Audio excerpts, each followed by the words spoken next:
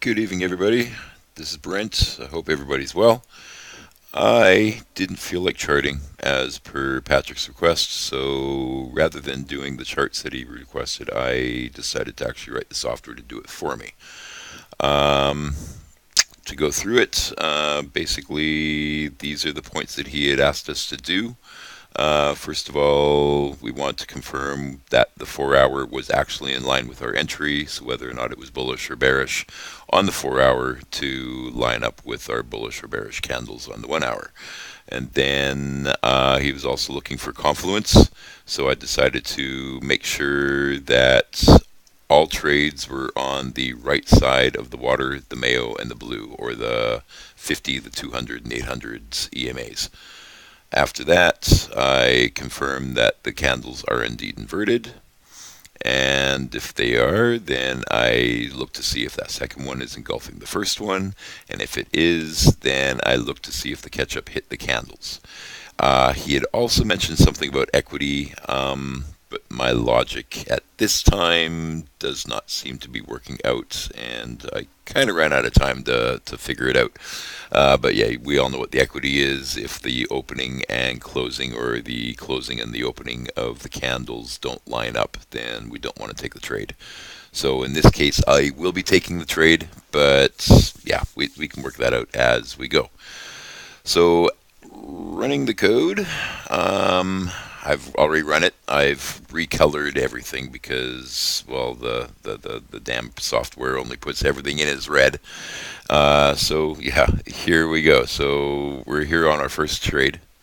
Um, this is going to be our stop loss because we've hit the first candle with our ketchup. The second candle is encompassing with the ketchup. So we know that we do indeed have that trade. And this is in a bearish market. Bearish there. If we look, it's pretty much all bearish. So we know that we're actually in the right trade.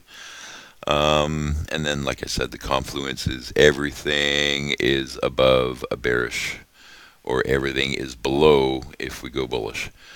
So yeah, this in turn is going to be our stop loss, and then this is going to be our take profit. So our stop loss is 10 plus the spread. So if this should be 10 plus the spread is about 6 in this case. It all depends. It varies with my market. So in this case, it looks like about 7. And then, so our total stop loss is going to be about 27. So that means our take profit should be about 54, 55, 57. Yeah, it's the resolution of the screen. There's nothing I can do about that, unfortunately. But trust in the fact that, yeah, we're about a 2-to-1. And then we end up hitting, unfortunately, with our catch-up on the way out. So we take out our trade, and this here is going to be our spread, because we all know that the damn markets love to make their own money. So that's trade 1. There's only about 12 trades in the last 4 months based on how I set this up, with everything being either above or below. So there's not going to be anything here because we know that the blue line's above us. So right now we're in between everything. So now we're below everything. And there indeed is another trade here. So we've hit our catch up through the first candle, through our second engulfing candle. We have set 10 plus the spread for our stop loss. So that means our take profit, I wish we had hit it, would be all the way down there, but unfortunately we got stopped out with our catch-up,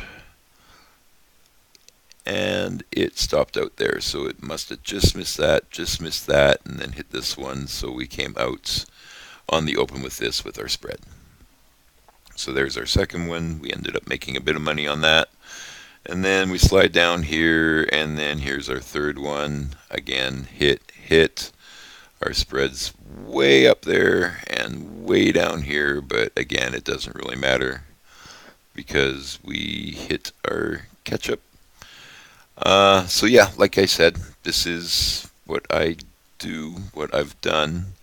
So this, just because of the way this is blowing up, just to confirm, this should be about 16. Yeah, and it is 16. So our take profit's way down there. But again, we hit our catch up on this. So we ended up actually coming out a little low. At least we made money on that one. And then we keep going, keep going, keep going, keep going.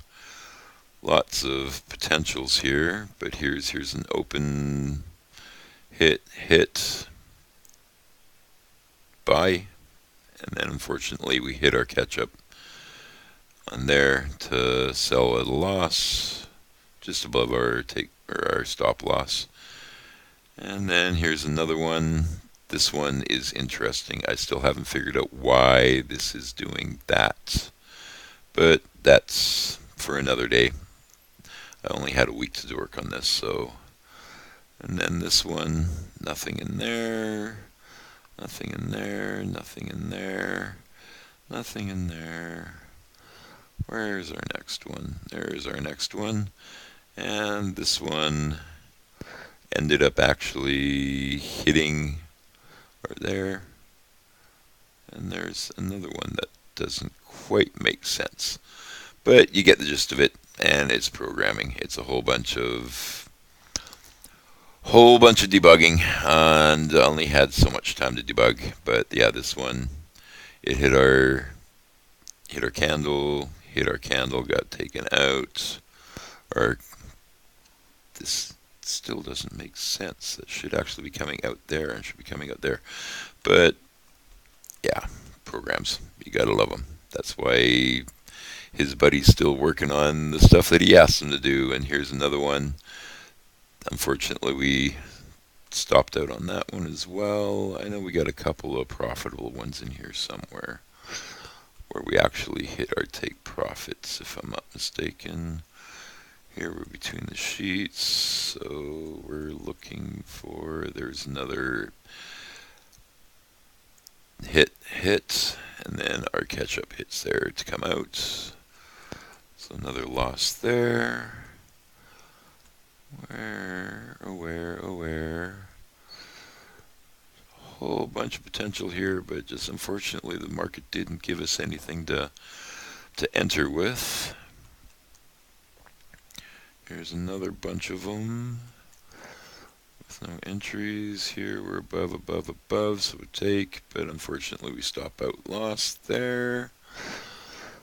And then there's another there to buy, ended up stopping out. There, that's close, but unfortunately it just didn't quite hit the body of that one. So we didn't get into that. This one, oh, because we're above that, that's why we're not in there as well. So now we should be below everything. And then there's a sell. Sell, unfortunately, comes out on the catch-up collapse there. And we just keep going and going and going. Oh, there's one. So hit on a sell. We're below everything. And then there's our take profit there. And so we actually hit the take profit on that one. And then we'll keep going. Now we're between the sheets. That doesn't work. This is below. Now we're looking for a hit on a sell.